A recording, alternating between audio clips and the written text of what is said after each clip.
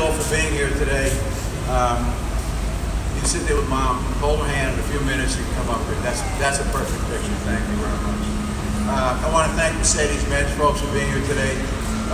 Where's the staff? I know there's a lot of Mercedes-Benz folks here, probably half of them are Mercedes-Benz. Raise your hand like you're proud of it. I know you're proud of it. Okay.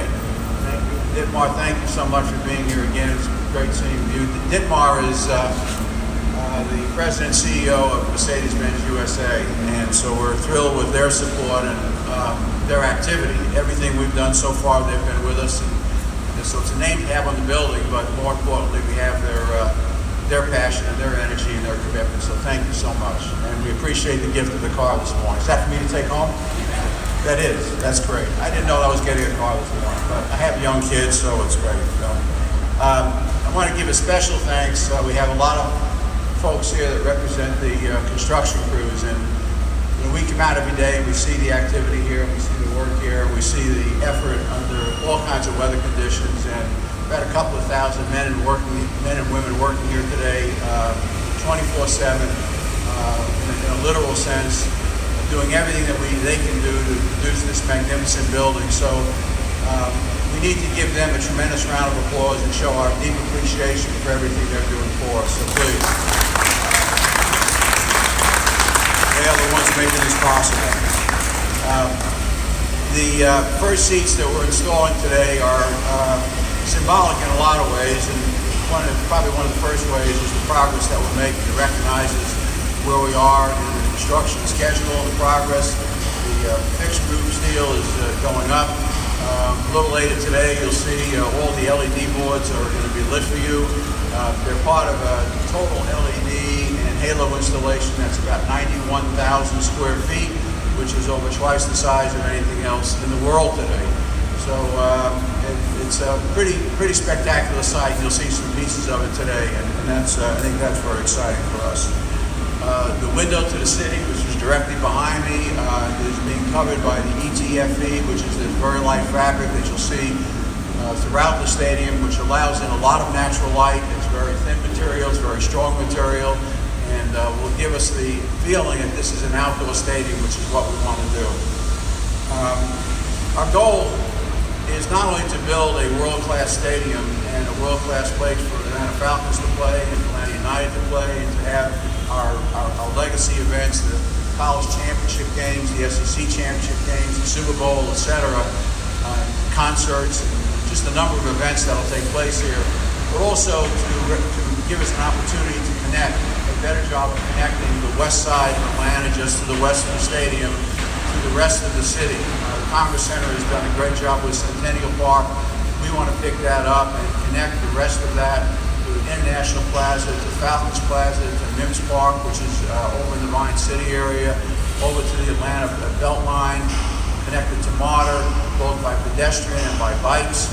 So we're in the process of doing that and making sure that these arcades and plazas that we have, which include this 2 million square foot building, are used every day by the community, not just the 50 great events a year we're going to have, but every single day, the 300-day, in terms of community activation, community food, community theater, community culture, community arts, in a variety of different ways. And all of that is going to be programmed so that this building in the center of Atlanta continues to be the heart and soul of our great city, along with many other amenities that are in this area here today.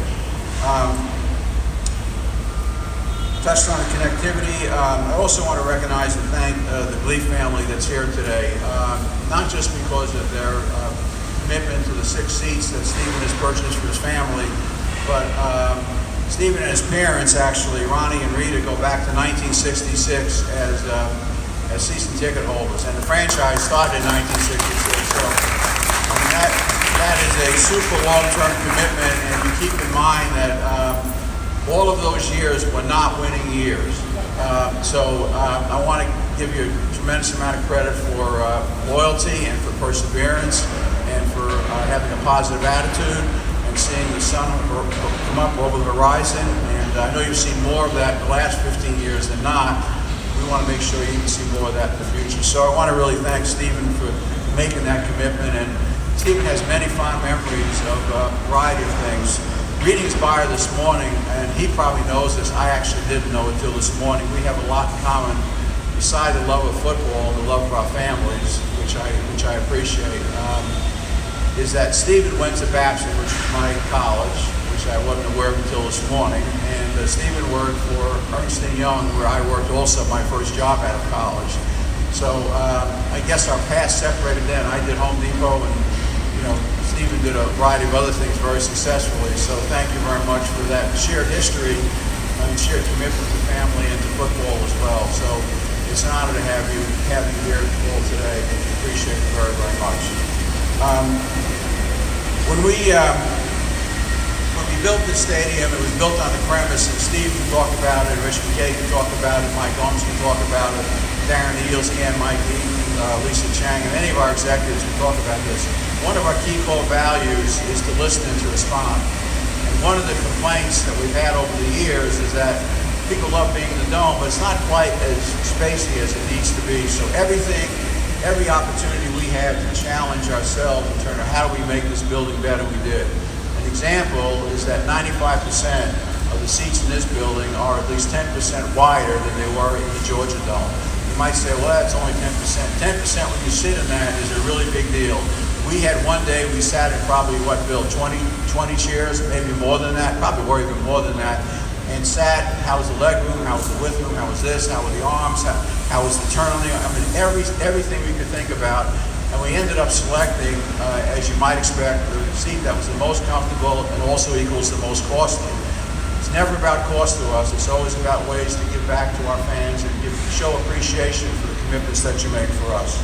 So in this situation, Falcon fans will not only be in their seats, but they'll own their seats, which is the first time they'll have that opportunity in our history. You say, why is that important? Because as a Falcon fan, you can transfer those seats to somebody else in your family. You can transfer them to a immediate family. You can transfer them to somebody else outside your family. If you lose your mind and you want to sell your seats and not be a Falcon fan, you can do that too. We'll probably do a blood test on you to make sure that you know what you're doing before you do it, but we'll be able to do that as well. So this opportunity to purchase PSLs and be part of ownership of this building and ownership of these franchises, I think is really, really important, and I want to thank you again for all of that. I don't really have a whole lot to say other than I want to again thank the Clees and thank you for your years. You represent the best of our Atlanta fans, truly are. I look back and I lost my dad when I was 15 years old. He was 44, and we didn't have a whole lot in our family. And I still remember my father bringing me to baseball games at Evans Field. I don't know where he got the money from. He was a pharmacist and working 80 hours a week, but he did it. So I still remember those days when my dad would, scrounge and would take a subway, a bus, and a subway to get to Evans Field to watch Jackie Robinson play, and Carl Furillo, and these are names nobody here knows anything. I mean, just names, but they're names of mine. So, I mean, those memories are ones that are part of our tradition and our legacy, and the best of who we are as human beings, being connected to our family. So, not only do I thank you on behalf of the Falcons for your commitment to our organization, but thank you on behalf of representing the best of family connections as well, and really a lifetime of commitment. So we're honored that you're here today. We're honored to vote your seats into place today. So thank you very much. And thank you for that shared history at Ernst & Young and Babson again. So it was great. Make sure you come back and don't tell any stories about me. Make sure they were there. Thank you all very, very much. Steve Cannon, our CEO, we'll spend a few minutes talking to somebody get ready to drive my new car away. Do I have to stay here or I can take my car down? He's not laughing. Ditmar's not laughing. He doesn't think it's that funny. But anyway, thank you all for being here.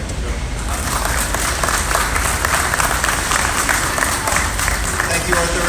Good morning, folks, and thank you to the Glee family. Thank you for everybody for joining us on what is for us another very important milestone. Today we get to install the first seats here at Mercedes-Benz Stadium, and it's part of a journey, and this journey has been all about the fan and the fan experience. Now, I'm relatively new to this organization, but what I've picked up in the 6 months that I've been here is a fanatical focus on fans and the fan experience. And you don't get from good to great without sweating every little detail. And the focus of this team has been on the big things and the small things. So let me kind of call out a few of the things that I think are going to ladder up, not to the next best stadium here in the United States, but we think that the passion that we've poured into the design and now the construction of this facility is going to ladder up to being the best sports and entertainment experience, not in the Southeast, not in the United States, but in the world. That's the aspiration that we as a team have been shooting for. It starts at our front door, and as Arthur said, our window to the city. It's important for us to be here right in the heart of Atlanta, and right at the front steps, you're going to feel that connection to Atlanta. We want to think of ourselves as in the heart of Atlanta. We feel like that this building is going to represent that. So window to the city. Right in front of the windows to the city is our fan plaza, what I like to refer to as the front porch, and that is going to be a space about 110,000 square feet. So it's larger than the biggest Home Depot that you've ever been in. And it's inside of the security zone, and it's all about coming together. And that is going to pump with energy every single game, and it's going to be a place that are going to invite our fans in early to the game. We want to make sure folks don't just stay out in their tailgate lots and then crash the gates 15 minutes before. We want to create an experience inside of this stadium that folks are going to want to come in early. So it starts right at the front porch, our fan plaza. We're going to activate that at every game.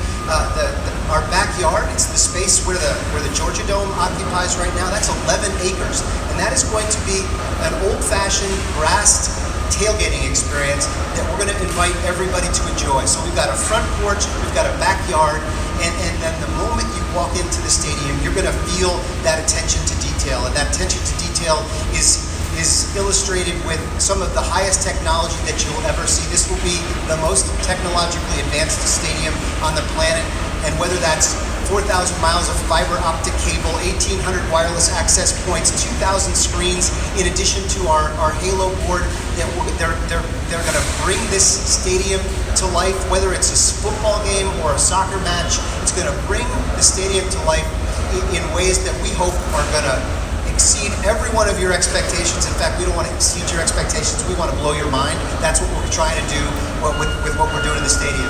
Now, it starts at the seats. I'll talk to the seats in just a second, but they're larger and more comfortable than the current Georgia Dome stadiums. We're in one of the concourses right now, and I hope you notice all the natural light that's pouring into the building, the direct views onto the field. The concourses are wider, and they are just easier to navigate. The building was designed for circulation.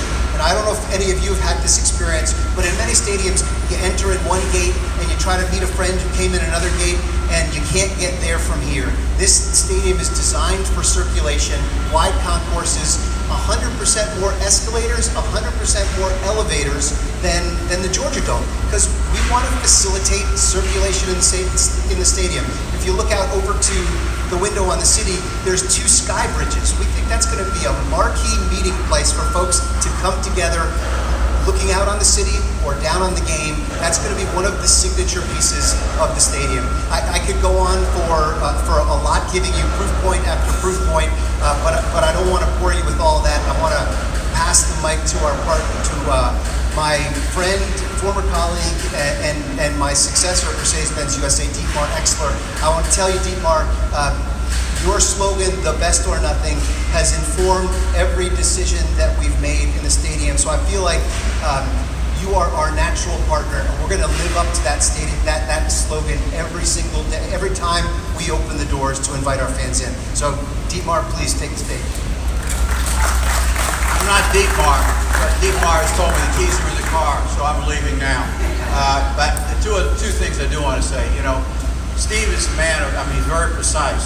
So every time when I do introduce him in a different context, they say he's a graduate West Point with honors, he served overseas, he was a trooper in Germany, and I say he still holds the West Point record for push-ups in a 2-minute period. The record is 133 push-ups. I used to say 132.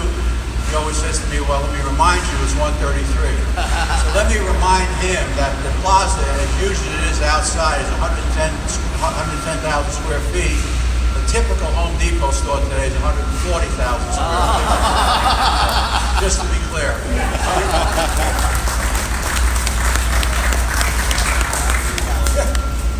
you, Adam. Thank you, Steve.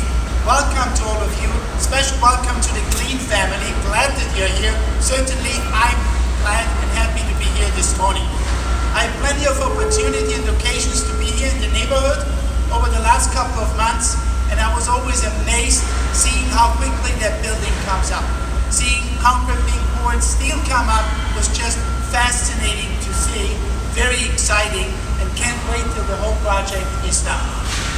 Ladies and gentlemen, all of us at MBUSA are terribly excited about our partnership with you, Arthur, with Steve, with the whole A&B organization here at the stadium. And what makes this partnership so special is the close alignment of both organizations. Both organizations want to do the same thing, strive for the same thing, whether it's the stadium or a new car like the S convertible we just launched. It's all about delivering the dream. And in order to deliver the dream to the customer, to the fans, it takes two things.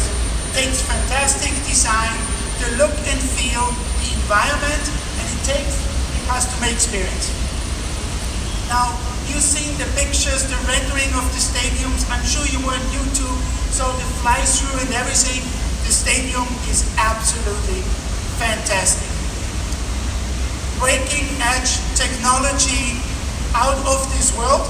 However, Arthur, I do have one suggestion what we could do to make that stadium even better. Arthur is always striving for continuous improvement, so I'm just trying to help him here. If we could add a few wheels to the stadium and make that thing drivable with retractable roof, you have the biggest convertible in the world. That would actually be something. How about that? Yeah? Great idea. That's the those down there now. You got to get them out of here to finish the thing. It's fun for me to see Arthur actually thinking about the idea. His CFO there running the numbers in his head, having a heart attack. That's just a great combination. No, seriously, outstanding stadium. The second point that it takes to deliver the dream is the customer experience, the fan experience that both Arthur and Steve talked about. That's a key priority for us at MBUSA. 30% of our employees in home office have that as their key job description. And that's also what A&B is doing here at the stadium.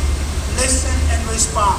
Trying to find out what really excites the fans and then overachieve on their experience. Just fantastic to see how both organizations are aligned. Ladies and gentlemen, I can tell you, I can't wait till the Mercedes-Benz Stadium. Actually, my son doesn't call it Mercedes-Benz Stadium, he calls it the Mercedium. Yeah? I can't wait till this is finished and we get to see here the games of the Atlanta Falcons and Atlanta United and get to experience firsthand the fan experience of the 21st century of the future. Thank you very much. Thanks for inviting us. Thanks for the partnership.